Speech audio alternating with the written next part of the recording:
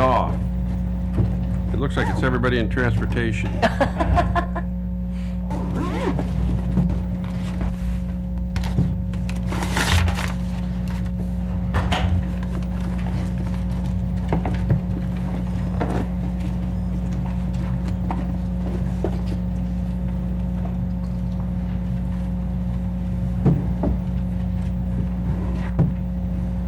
For the record, I'm Jim Seitz, City of Renton Transportation Planning Programming Supervisor, and I'm here tonight to brief you on our grant opportunities for 2014. We have kind of a banner year as far as opportunities for getting transportation grants in 2014, and there's basically four different agencies that will be looking for federal and state funding for.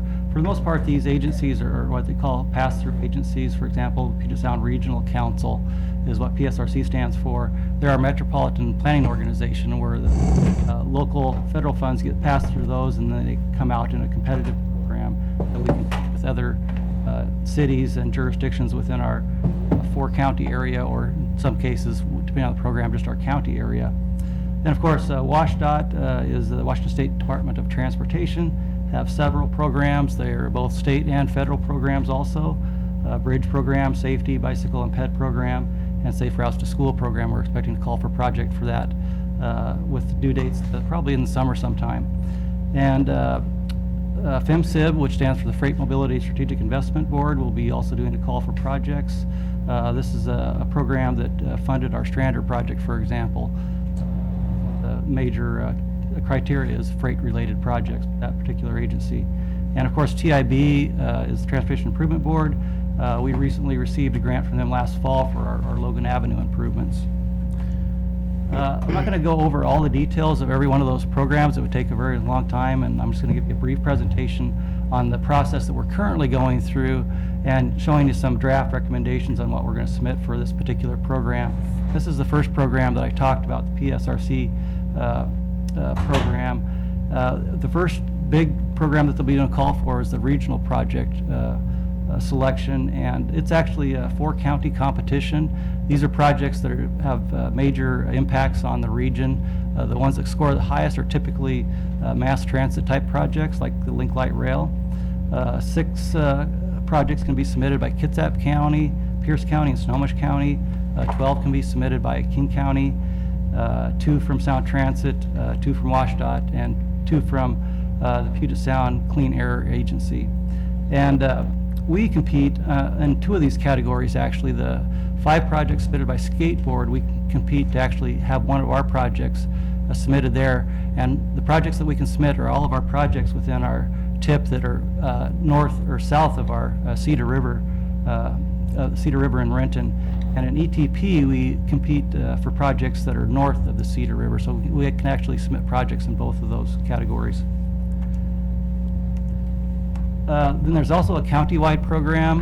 The ones that are underlines are the ones that we compete in. A small jurisdiction program is for cities under 15,000 in population. Of course, we're in the large city program. And we also compete for preservation and non-motorized programs. When we look at grants, we look at what the council priorities are. The next slide shows what the priorities are in the adopted TIP that we have. Realize that's not readable on the slides, so we actually provided you also a hard copy of that. And I believe there's some on the back desk for those in the audience that want to look at this slide also. We have different categories that we prioritize. We don't prioritize preservation with corridor projects, for example. We prioritize those separately. As I mentioned before, we can submit projects north and south of the Cedar River Bridge. For example, the project that is the highest priority for north of the Cedar River would be the Logan Avenue improvements. We recently got those funded, at least the first phase of it, so we probably won't be submitting it this time around, but we're still reviewing that. Then south of the Cedar River, we're probably going to be submitting Rainier. That's the highest priority the council has. Back a little bit more. The focus of this particular program that PSRC has is really a centers focus. So we actually have in the regional competition, you can only submit projects that are within the regionally designated center or connecting to it. So that really eliminates a lot of projects for small cities in particular that are not a regionally designated center in a lot of cases. But very much the center's focus is what the criteria is all about. So we look for projects that would compete well in regards of improving our center. The other things we look at is it has to be ready to go. There's a lot of emphasis right now is once you get the federal funding, you need to spend it. There's no longer grace periods that we can ask for longer in case we get delays due to right-of-way acquisition or other issues that come up on our projects that may delay us. So we really have to emphasize that we need the project ready to go so we can spend the money right away. Of course, look at the financial feasibility of the project. We do have a 20% match typically that we would need on all these grants, so we look at that. And finally, we look at the geographic coverage. We don't want to submit projects just in one area of the city. We really look hard to look at projects all over the city. So for as far as our draft recommendations at this point for the PSRC process that we're undertaking right now would be to submit Rainier Avenue. The next phase would be from 3rd to Nelson Place. If you're not familiar with Nelson Place, that's basically where the old chamber building is at. So we'd do the frontage improvements all the way through that new training center. We'd be looking for just the preliminary engineering phase, looking for doing that in 2015 and 2016. Looking for approximately $3 million in federal funds. For the countywide process, as I mentioned earlier, the project that's going to be highest importance, again, would be Rainier. And you may ask, well, why you already submitted that? But you can actually submit it in both categories, so you have 2 chances of actually getting the funding. So we're going to submit that again at the countywide level. As far as projects that are north of the Cedar River, we're going to be submitting the Sunset Boulevard project for right-of-way acquisition would be the next phase that would be ready to go. We recently got the design fund phase or design funding acquired through a federal grant. The county-wide non-motorized, we're looking at the Lake Washington Loop Trail. That's around the perimeter of the airport. We recently received a grant to design that, so we'll be looking for a right-of-way acquisition funding for the next phase of that. And we recently received a project that was recommended out of the Vincent Hill Community Plan. That's the 116th Avenue improvements. They have some missing links of sidewalks there by the Cascade Shopping Center, by the post office there. So we're going to look to put together a project there that would meet their needs. There's also a preservation category, and at this point we're looking at Duval Avenue from 7th to 12th there for submitting that particular project. And that's all I had. If you have any questions, I'd be glad to answer them on the grant applications. Mr. Chair? Yes. Sure. Yeah, I got a couple of questions on some of these projects and where we are with them. Whether the design, can you go back to one of your slides? I know the one on Duval that was on the next to the last slide. Yeah. The Duval Avenue. And then I think there was one on Sunset, and the list that you gave me shows the funding that's set aside, but it doesn't show if, like, some of the design work has already been completed, or is this a list of projects that have not started at all? For the Rainier Avenue project, that particular project we've done in phases, as you know. Right. And now we're on phase 4. Right, We haven't okay. done any work at all on that other than some preliminary work to get Okay. the grant application in. So we haven't started the preliminary engineering for that at this Okay. point. And then for Sunset, we received a grant, and we're currently in selection process right now to hire a grant. Okay, hire a consultant to do it. so on this corridor project, it talks about the SR 900, but it doesn't give me an idea of, is this the, and you had on the list, I think, Harrington to 12th. Is that the area that you're looking at, or is it going to go down the hill?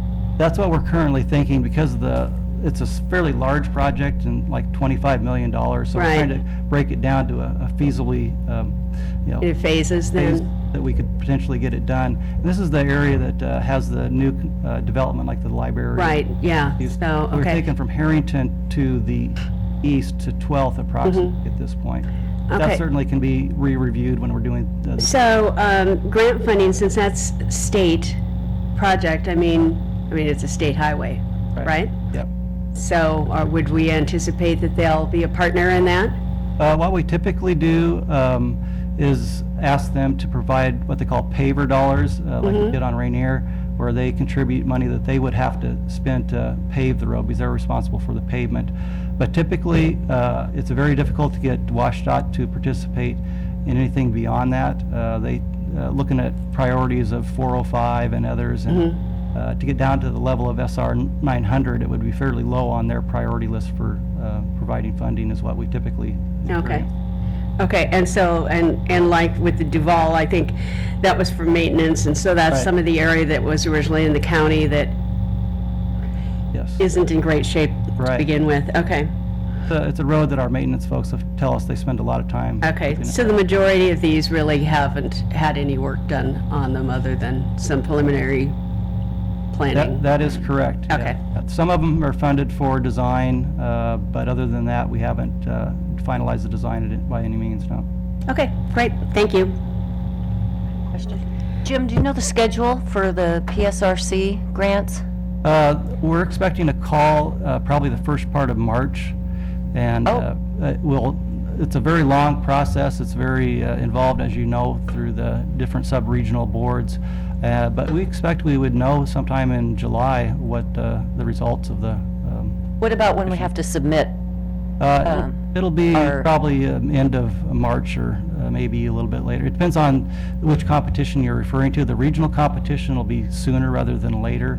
We have a little bit more time for the county-wide process. So I would say maybe by mid-March, we would be actually submitting the applications to PSRC. But before we do that, we actually have to get into the competition. So there's a competition to get into the competition. So ETP submits projects, East Shore and others.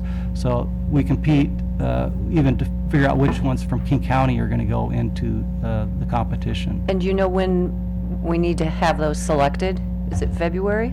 Right now, we're looking at the February 18th skateboard meeting for the elected officials to decide on which ones those are going to. Paul seemed concerned that there wasn't going to be enough time for TAC to... Yeah, we're still negotiating all the dates and everything. It's still somewhat up in the air, but it's going to be a very quick process. It's one of those processes you always have to keep in front of it because it's going to move very quickly. Right. Right. Okay, thank you. Anybody else?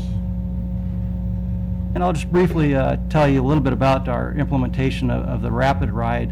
I also provided you a flyer that talks a little bit about, or shows a little bit of the Metro marketing for Rapid Ride. This is very targeted marketing that they're doing to employers in Renton. This happens to be for the Renton Boeing site. Inside it really shows the destinations that a person can get to and to all the different Rapid Ride connections throughout the county. So it really gives people a better idea of how important some of the connections are that this Rapid Ride is developing. Let's move right over to the route, just if people are not familiar with the routing. It is a route that replaces the 140 from Berrien, goes through Tukwila International Boulevard Station, through the Tukwila Sounder Station into Renton. And we did get the extension to the landing, so that's actually the one station that's actually done at this time is the one in the landing, and that's on 10th between Park and Garden. That station has been completed. Some of the stations are still in the design phase. They're experiencing a little bit of difficulty. We've been working with Metro implementing the Rapid Ride improvements over the last 2 years. That includes the communications for the buses through the corridor, because they do have Wi-Fi on the buses, and they also have transit signal priority, which they have to put in a ITS system to make all that work.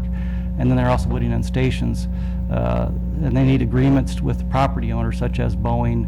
So the Boeing stop at 10th, for example, they're still working out some of the design details on that, but you should see that being constructed before too long. But this shows the routing. It varies a little bit from the 140 routing, where we're taking it off of Grady Way and moving it more into the valley area, where we expect a lot more growth and where FAA and some of our other major employers are at.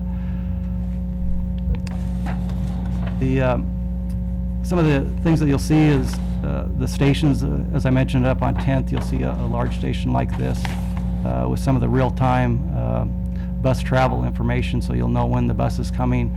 The frequency hasn't been announced in detail, other than to say on this flyer, I noticed they say at least a 15-minute headway, so it'll be coming at least every 15 minutes.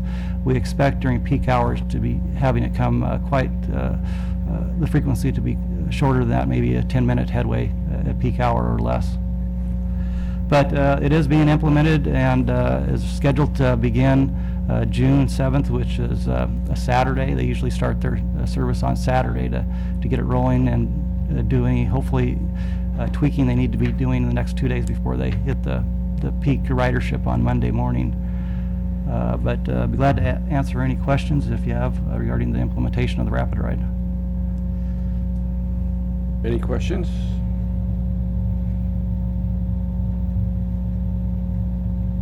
No questions. Yes, not so much a question, but because this is a public meeting and people are at home looking, I guess what would be good for us to note is that the F-line is going to really expand service from the downtown core to the landing. It's going to create a better service in terms of the intervals in which it's going to, show up 15 to 30 minutes.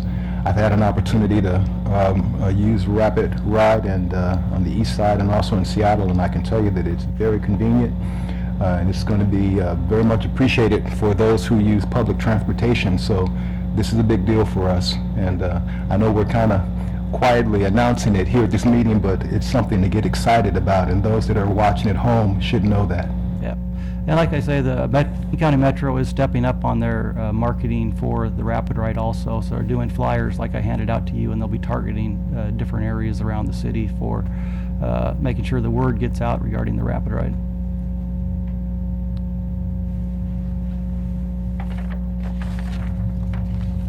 Okay, thank you.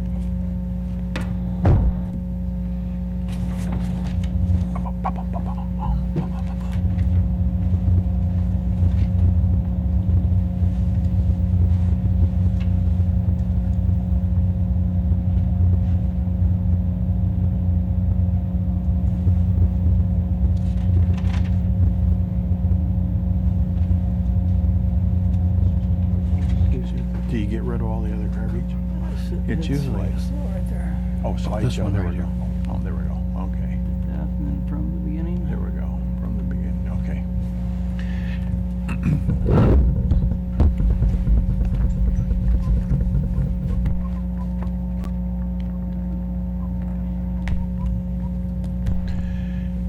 Good evening. I'm Doug Jacobson, Deputy Public Works Administrator, and I'm here this evening to give you an update on the Logan Avenue North pavement replacement project. Earlier in 2013, we'd received a federal grant to begin design work on the replacement of the pavement in the corridor between the Cedar River Bridge and North 6th Street. And then last fall, we received a Transportation Improvement Board for construction. And so we're fortunate, as soon as the design is done, to be able to move into the construction phase of this project. In total, it's about a $6.5 million project, $750,000 in the design phase, and $5.7 million during the construction phase. We're fortunate in this project that we've received $5.4 million of grants, and the city's contribution for the rebuilding of this corridor will be about $1.3 million, $3 million. The corridor between 6th and the north side of the Cedar River Bridge is about 2,200 feet, or just under a half a mile.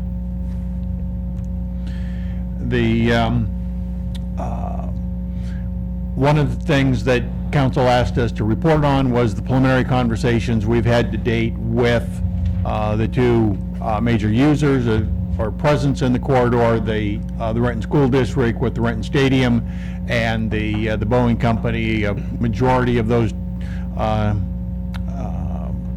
vehicles every day that use the roadway are going to and from the Boeing plants.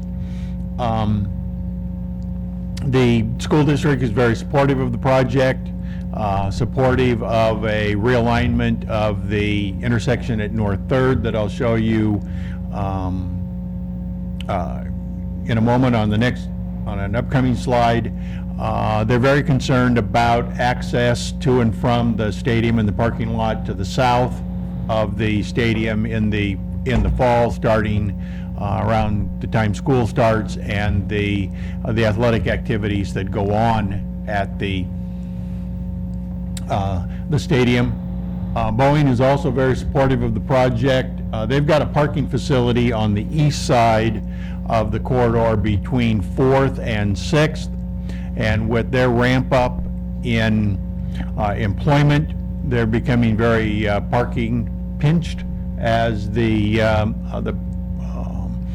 ramp up employees for the ramp up in the 737 and the MAX, and they've indicated to us that they really don't want to sell us any additional right-of-way along that corridor if it would be needed to add sidewalks or enhance the sidewalks on the east side of Logan, but I can show you here in an upcoming slide how we're able to accommodate that.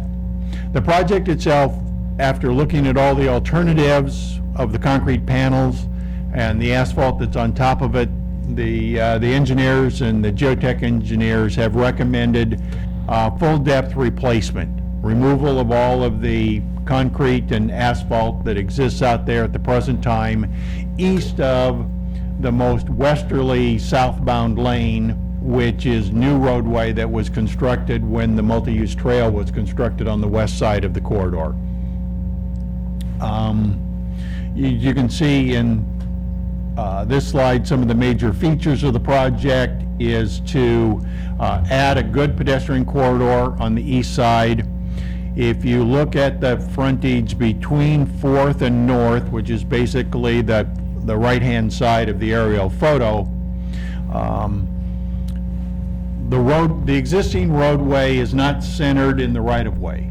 And as you move north in the corridor, the roadway moves to the east or moves to the right as you're driving northbound. What that means is that the south end of the corridor, the frontage in front of the Boeing property, between 4th and about halfway up what would be an extension of 5th, if 5th went through, we have enough right-of-way to add a 8-foot planter strip and an 8-foot sidewalk to the roadway within our right-of-way. When we get up to about 5th, then we would have to acquire additional right-of-way if we were to continue to have that 8 and 8 all the way to the north. What we're proposing to do is not to acquire right-of-way from Boeing, but to replace the existing sidewalk with a 5-foot sidewalk that exists there now. Unfortunately, there won't be a planning strip. The thought being it provides a minimum pedestrian corridor, and at such time that property were to develop into something other than a parking lot, then the northern portion of that frontage could be reconstructed with an 8-foot sidewalk and an 8-foot planter strip. Mr. Chair? Yes. Doug, am I hearing you correct that in essence, what we would be doing between 6th and 10th would be, or 4th and 6th would be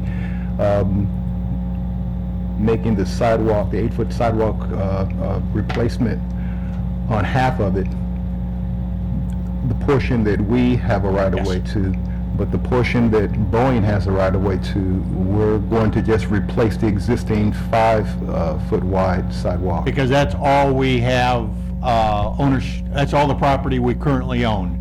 To do an 8 and 8 between 5th and 6th, we would require to purchase about a 10-foot strip of property from the Boeing company, and that essentially wipes out the row of parking they have that that butts up to Logan, and they don't want to sell that property at this time and lose that many parking spaces. A couple other features that are pedestrian related to the project. If you look to the south or to the left, you can see we're doing a substantial redesign of the intersection at North 3rd. Right now, that's a 2-lane roadway off of Logan to go east on 3rd. Traffic goes through there at rather high speeds. We heard concerns from the folks at the senior center and others that use the stadium, that high-speed traffic is a real hazard for pedestrians. So our traffic studies show that, based on the projections we have, we only need one lane of traffic, not 2 lanes exiting Logan to go on 3rd. So that narrows the roadway, and we're also tightening the curve to slow traffic down.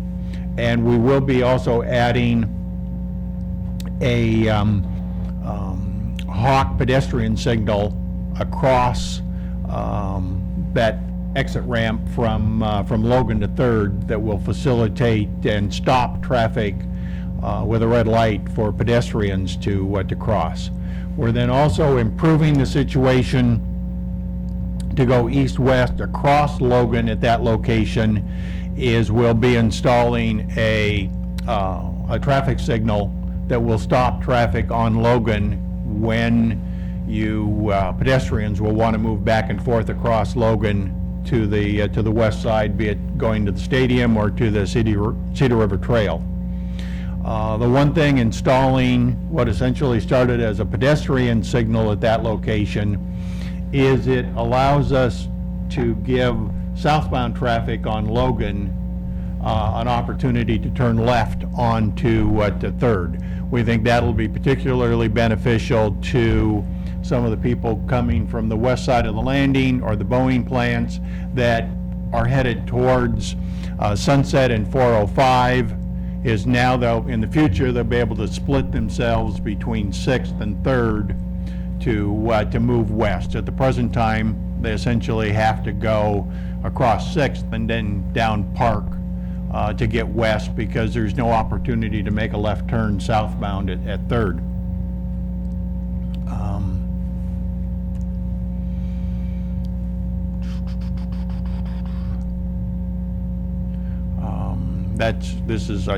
I guess I should have brought this slide up earlier. This is a little more detail of what I was just speaking of.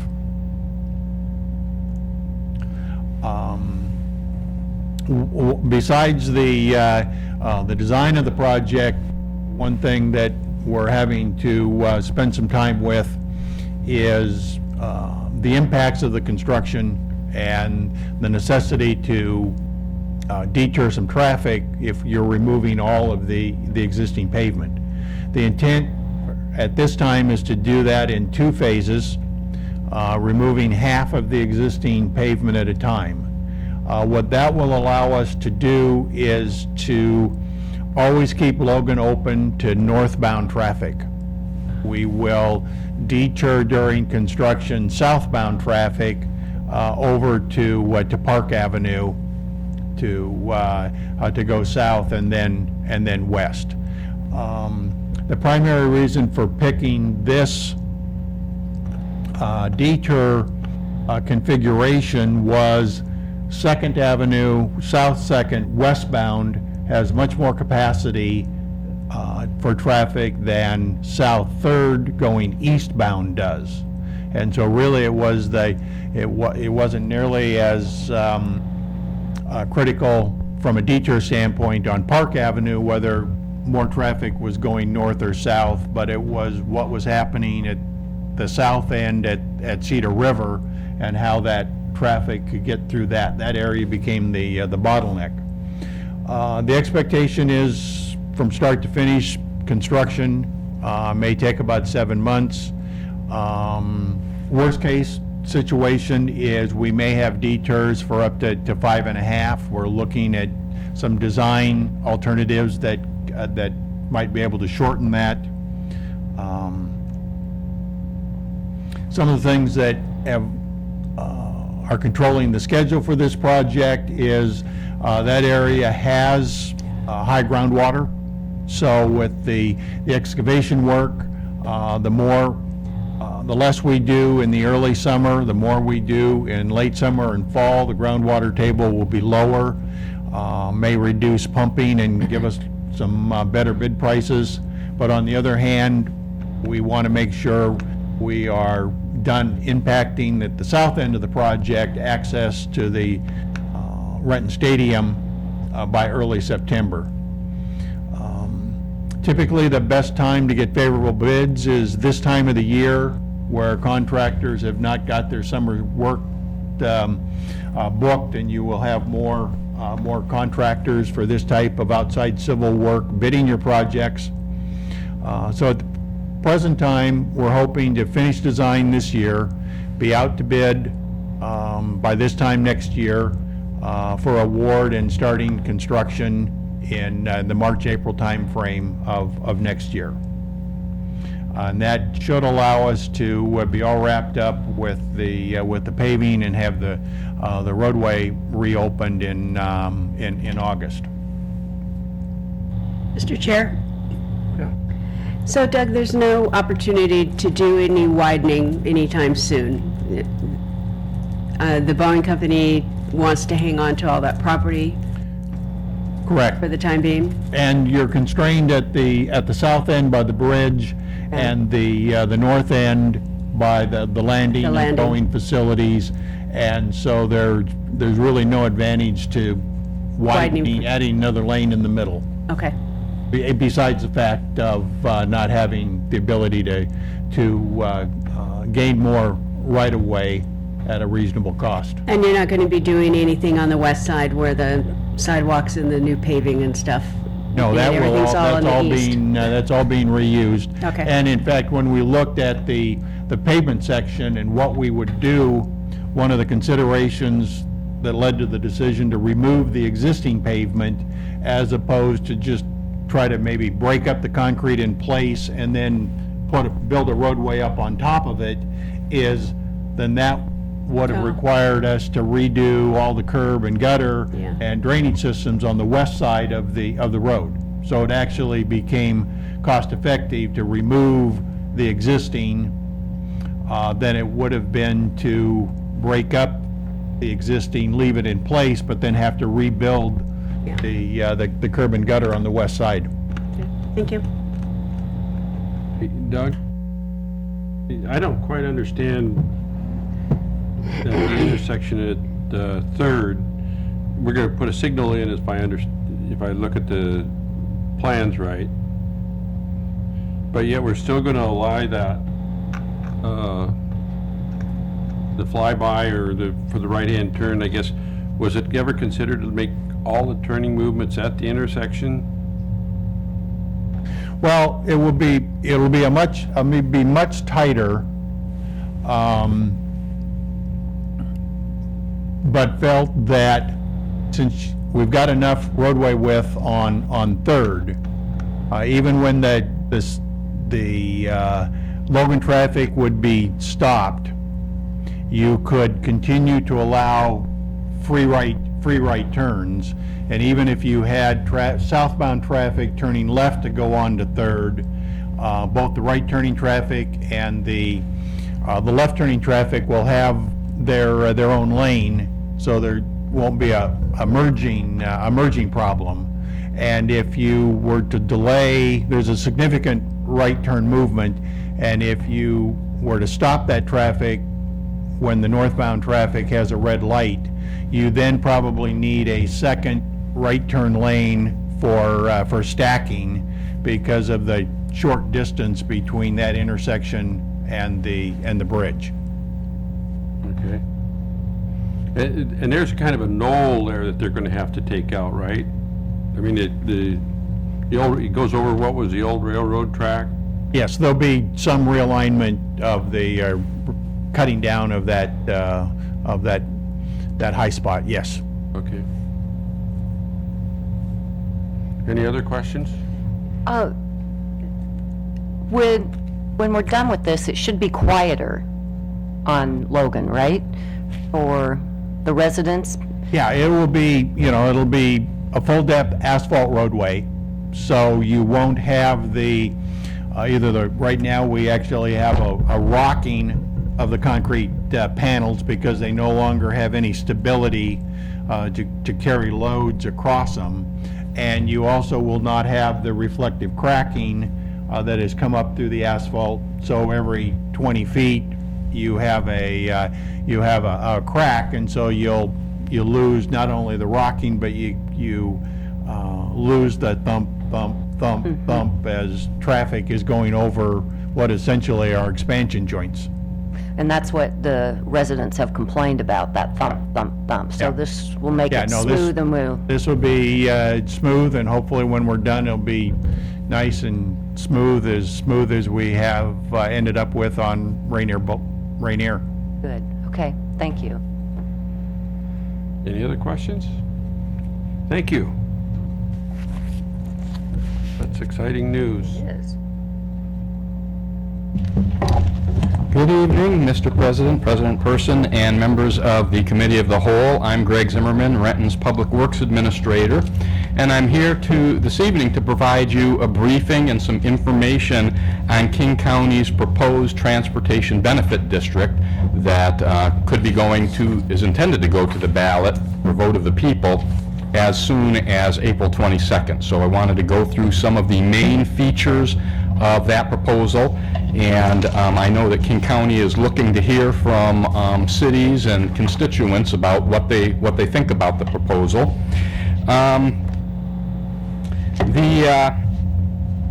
I provided you earlier, both through the email and also some hard copies of a packet that includes several documents from King County. It's actually pretty informative because it's in bullet format, and it talks about what's actually in the Transportation Benefit District proposal. There's also some copies for people in the audience that might want them on the credenza over there that I'll leave out through the council meeting as well. That package includes King County Transportation District fact sheet put together by the county, including some pretty interesting and informative frequently asked questions. It also has the annual distribution to the various cities that would be resulting from the Transportation Benefit District. And it's got a couple of other fact sheets about King County's transit fare changes proposal. They intend to alter the fares on the buses as part of this, and also King County Metro Transit Service cost-cutting measures that they've done in the past in order to try to drive their prices down. Moving over to the fact sheet, I'm just going to go through really quickly what they're doing, why they're doing it, and some of the key features, including the additional taxes that would be resulting from this measure if it was to be passed by the voters, and also what King County would use the funding for and why they need the funding. A countywide Transportation Benefit District is a mechanism allowed by the legislature, and actually cities can set up their own transportation benefit districts as well, that establishes some taxes to be used for transportation improvement purposes or for transit purposes. In this case, the King County proposal, the King County Council would serve as the governing board of the district. The voters must approve the funding sources, so the voters would vote for it. If they approved it, the district would go forward and the taxes would be applied. If the voters didn't approve by majority vote, then the measure would fail and these taxes would not be put into effect. The intent of King County to establish this regional transportation benefit district is to pass funds through to King County Metro for transit. As you know, because of the loss of the congestion reduction fee of $20 that's going to happen in 2014, and because of the economic situation, Metro's facing up to 17% of the cuts in their current transit service. A successful vote on the Transportation Benefit District would fully fund the Metro services and would do away with the need for those cuts. So that's one of the big benefits that King County Metro has in mind. And also, there'd be a component of the funds that would be used by the county and the various cities that make up the county for their own transportation projects, roadway maintenance and whatever transportation projects those cities would want to use the funding for. The proposed revenue sources of the transportation district would be a combination of revenue that would result in $130 million a year of new revenues to King County to use for transportation purposes. The measure in 2014 in April would ask the voters to approve two funding sources. One is an annual $60 vehicle fee that would be added to your annual vehicle license renewal, which would take effect after the $20 congestion reduction charge that's currently in effect expires, which it does this year. So the net effect is actually an increase of $40 per vehicle rather than $60, because the existing 20 would go away. It's going to go away anyway, that it just expires in 2014. And this vehicle fee will generate about $80 million per year. And then the second part of the proposal is for a 0.1% increase in the county's sales tax. This would generate approximately $50 million of the 80 million, or of the 130 million. And the sales tax increase would expire after 10 years, so it would have a 10-year life. The vehicle tabs increase of $60 does not have an expiration date. It would continue to go on without expiration. This is how King County proposes to distribute the revenue, the $130 million a year that they would get from this transportation benefit district. 60% of the revenue would go to Metro Transit, which is approximately $80 million in 2015, so that they would not have to make the 17% transit cuts that they've been talking about. And then 40% would go to the cities and to King County to be split for transportation purposes. It would be that money would be allocated based on population of the different cities, and there would be a $50 million in 2014 would be allocated to the different cities. There's a sheet that I'll get to in a minute that shows the breakdown of how much money annually would go to the individual cities, including Renton. The uses of that revenue could include transit service and buses, road and bridge maintenance, preservation and improvement, pedestrian, non-motorized, and other transportation improvements. In other words, the funding is good for any kind of transportation application you use it for. The county has estimated that the average household impact, should this benefit district be voted in, would be, based on estimates of average household, approximately $11 a month for the average household for the $60 vehicle fee, and the 1.1% sales tax combined. So it would be a total of $11 per month on the average family, they're saying. $8 of this would be from the vehicle fee, $3 of this would be from the sales tax of the $11 per month that they're predicting this would cost. There's some frequently asked questions that I want to just go through the main ones, because there's a few questions in here that are questions that do frequently come up. Why is the county considering the formation of the Transportation Benefit District?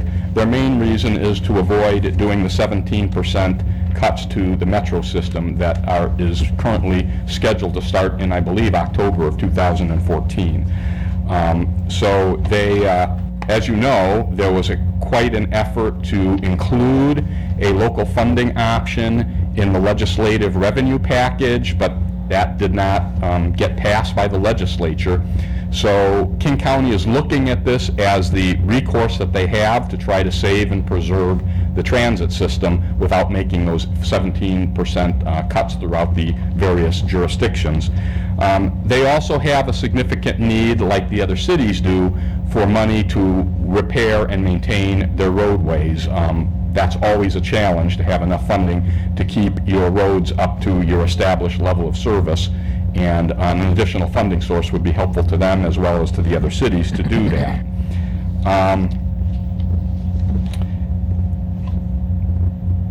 There is a low-income rebate that's available. The Transportation Benefit District statute or initiative allows a low-income rebate program, and this option's being studied, and the county executive will work with the county council as they discuss it. So I'm not sure they fully worked out the details of what the rebate would be, but it would allow a lesser charge for low-income residents. Mr. Chair? Yes. Greg, on the transit fare change proposal page, it actually says that it's a reduced fare category for people with low incomes and that it would be $1.50. Oh, is that, okay. Yeah, as opposed to a rebate.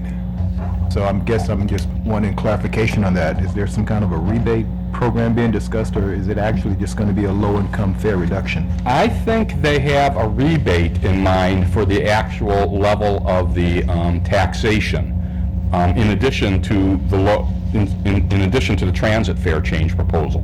That's my understanding, but I'll try to get more information from King County about that. Chair?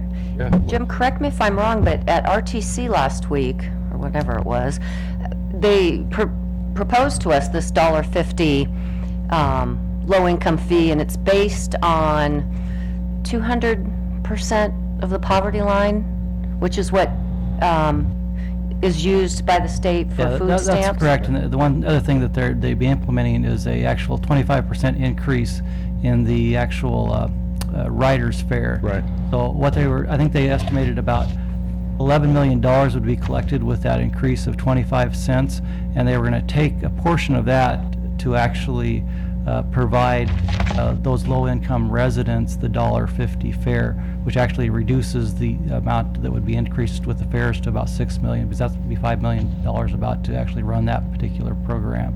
So I think what Greg is talking about, though, is potentially a rebate based on the tabs, I believe is what you're referring to, though. I believe so, and I don't think the details have been full, but I'll try to get more information It about was that. not brought so up we at can straighten it. RTC, that particular part. No, of that it. part wasn't. Yeah. And the $1.50 low-income fare would be for anything. It wouldn't be a two-zone, it would Right, be, yes, or any time of the anytime, day or yeah, night. It would peak, just be a non-peak. flat fee Right. of Yeah. $1.50. They're a little bit concerned about how to administer it was the biggest issue that they had with that. Exactly. Because they don't want everybody going down to the metro station and trying to prove that they're low income. So there's basically some logistic issues that they had to work through. But that was their intent, was that they're raising fares, but they don't want to get the fares too unaffordable for low-income people, so they would like to have that reduced fare option also. Mr. Right. Chair? Yes. It looks as if they're also raising the trip access for paratransit service by 50 cents as well, Correct. along with the general Yeah. fare. Yeah. I like the idea of that, frankly. I think that's very considerate, given that there are a number of people that use public transportation and they find it difficult to afford it, and especially, when we talk about low-income people, and particularly when we know that there's a very high percentage of people at or below the poverty line in South King County. Exactly. I really can appreciate that. Yeah, that was definitely their intent to do that. Yeah. So we'll provide, we'll do some more digging and provide more information about what other low-income rebates may be made available through the actual taxation portion of this, and I'll get that information to you. There is, as I mentioned in the materials, a list of how the breakdown would work for the local funding portion, the roadway funding portion. The estimated, that's the 40% of the revenue that we were talking about that would be distributed by population to the different jurisdictions. That's estimated to be about $52 million a year. Renton's share, with our population of 95,000 people approximately, would be about $2.5 million a year, which would be significant. It would, we could do some pretty good preservation maintenance projects, and also it would give us a funding source to match grants. So certainly it would be favorable to our transportation program. Greg, Mr. Britt had a question. Okay. So Greg, I'm quite familiar with this list. You and I have talked about it a bit. Sure. The funding mechanism list. the unincorporated King County part is still bugs me a bit. Right. Because I feel like that's the county getting a second bite at the apple, where some of that money could still go back into cities to deal with the roads that we have to deal with. Do we know right now, they're just going to use it for roads and the unincorporated parts? I'm thinking about West Hill and how West Hill kind of, parts of it adjoin with Renton. Their intent would be to use that funding for the unincorporated areas, that's correct. Their responsibility for road maintenance is in the unincorporated areas where the cities have responsibility inside their corporate limits. So they would be spending it for, I know they have some bridge maintenance they feel they need to do, they have some road pavement work that they need to do, but it would be spent on the unincorporated areas. And that amount would be about 6.2 million. yeah. Right, that's on the table as well, of the 52.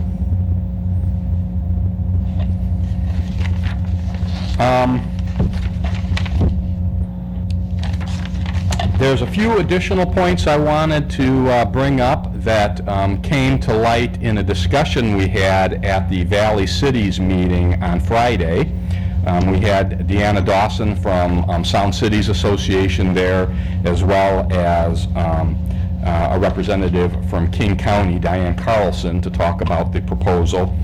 And as I said, the intention is to put it on the April 22, 2014 ballot. Passage, as I said before, also would eliminate the proposed 17% Metro service cuts that are on the table, and that would start going into effect in October. This is a key point. The 60% transit and 40% local road split is identical to the package that was negotiated last year in the spring and summer of 2013, and was endorsed by a letter from the Sound Cities Association dated June 19, 2013. At that time, the negotiation was for a revenue package that would go to the state legislature rather than a transportation benefit district. What the county has done is taken those negotiated splits, the 60-40, which did include at that time some of the 40% going to local King County roads as well.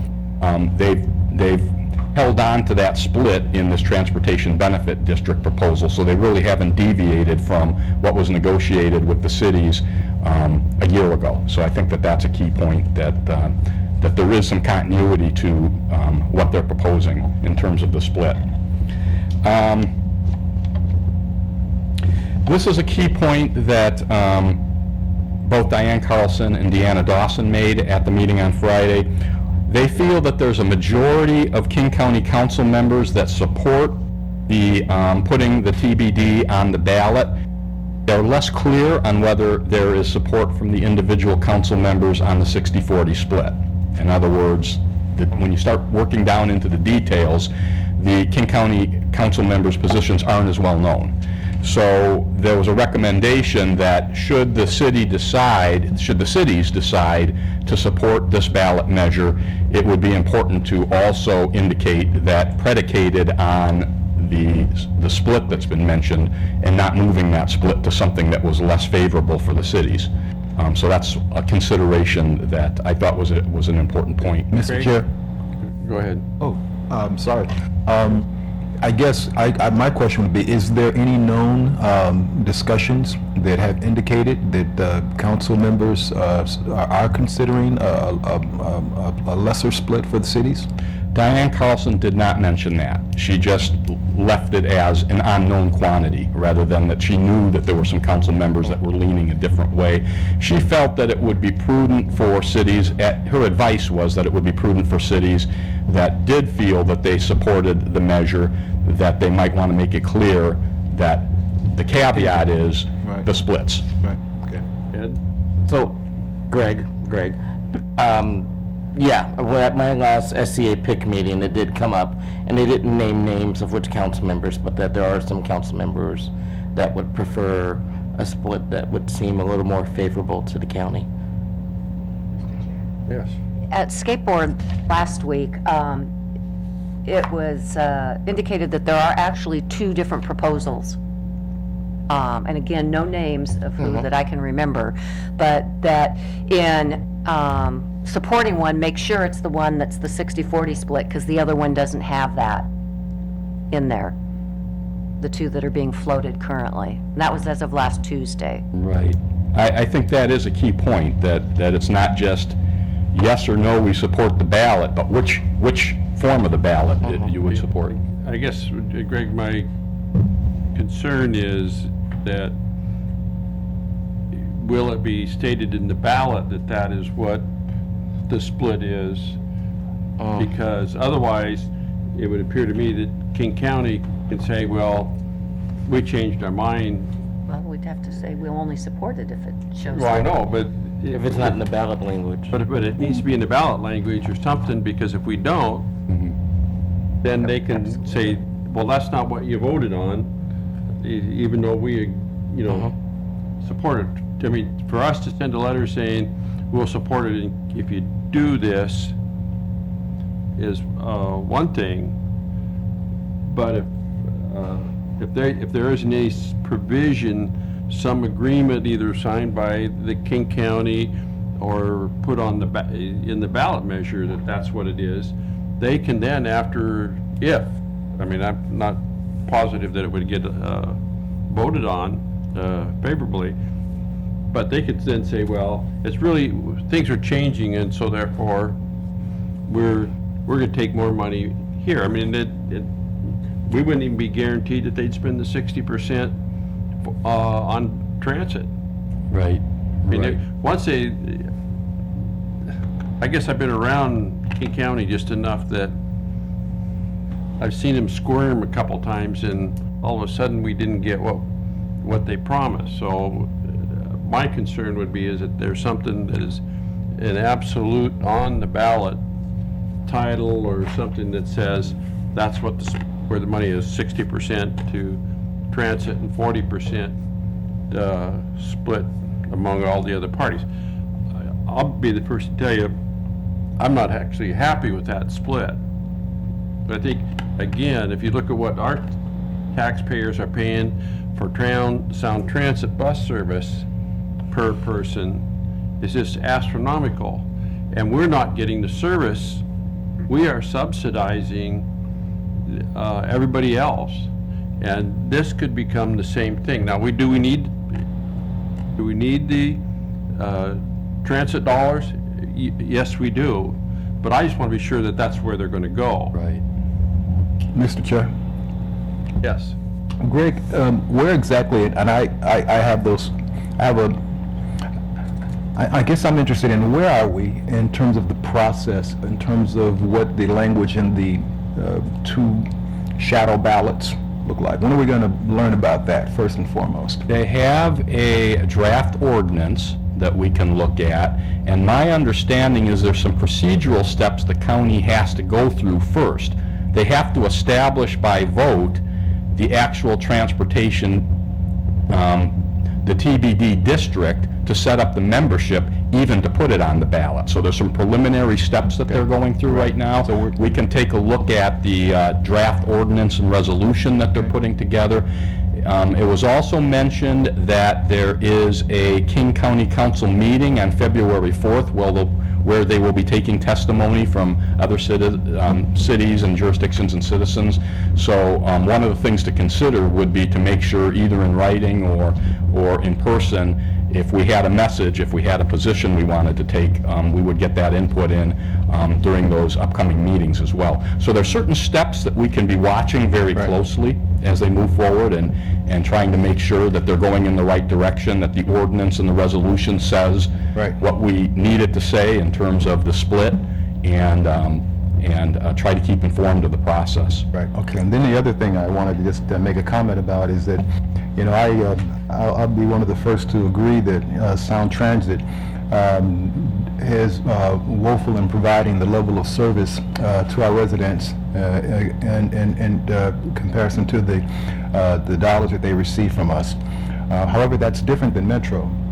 In fact, these latest rounds of budget cuts, we fared very well compared to other cities. So I think that, deserves to be noted that, Metro did give us a fairly reasonable ride in terms of, no pun intended, in terms of how the budget, treated our transit route. So I am interested in staying out in front of this as the process continues to make sure that, we are making sure that the language is going to be sufficient to meet the expectations of our city, as I'm sure other cities will be doing the same also. Right. So I know you'll keep us informed on that. I'll do that, and it's a very, there's a lot of emphasis, as Councilman Prince said, on this topic at the Sound Cities Association. I think that Deanna Dawson is very much up on the details and the movements of the county in terms of where they're going with it. And so there's a lot of scrutiny being placed on it with that group and the PIC committee as well. So a lot of scrutiny on it, but we need to keep our eyes open. One other aspect that I should mention is it is the county's expectation, should the vote pass, and should there be a regional transportation benefit district, they would go forward and sign individual agreements with each of the cities regarding the splits and the expectations and how that, it's really, they want to set it up as almost a direct by population pass-through, so that there's no, that there's no manipulation at that point in terms of how the splits go. It needs to be in writing with agreements with the individual cities, and so that's the direction, my understanding is the county wants to go as well. So each city would have their own interlocal agreement with the county. Greg, in one of the past procedure proposals, it would have required the cities to agree to putting it on the ballot, but because this is just, King County is doing it basically on its own. Right. This is a very good point. This is a King County regional ballot. The cities would get the distribution based on population if it goes through as it's currently proposed. That does not prevent individual cities from forming their own transportation benefit district. And the legal opinion is that if, for example, Renton established their own transportation benefit district, Renton could use the same tools in the toolbox that King County can use, including a vehicle license fee up to $100. It would be by the vote of the people, but that would be on top of and separate from the King County's regional transportation benefit districts. Likewise, you have the ability councilmatically, should you choose to do it, to enact a $20 vehicle license fee councilmatically without going to the vote. That would not be impacted either by this. Yeah, I want to make it perfectly clear to the people listening and in the audience that that is not on the table. We have not considered it, and as far as I know, there is no intention to consider that. So I don't want people getting excited that we're going to be doing that, because as far as I know, we're not. So, Okay. because things like that get people really excited. Right. It's an available tool. There's no intention from the council to use it. Intention for us to use it. Right. So, I think that pretty much concludes the high points, and we'll continue to watch it, and I'll try to get a clarification on the low-income rebate, because I'm not real clear on that myself, and I'll try to get more information to you on that. Okay, is there any other questions on transportation that, we got this, all the brain power here? Seeing none, the whole is adjourned, and we'll reconvene as a council at 7 o'clock.